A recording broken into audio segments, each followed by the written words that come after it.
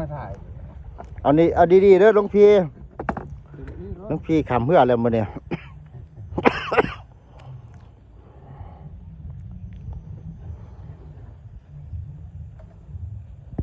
ใส่บัตรพอ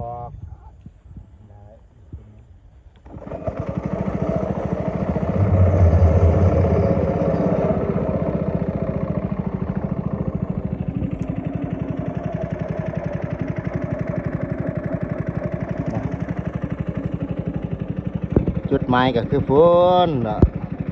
ตึก2 ชั้นพุ่นละแน่ถอยแล้วเว้ยหลวงพี่เนาะ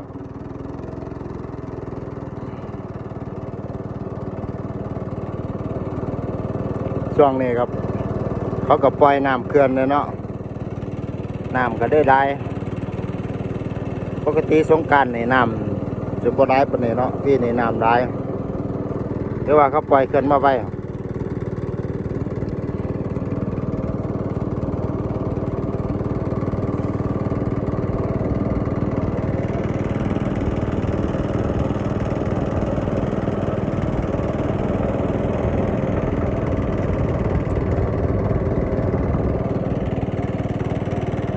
ตามกลาง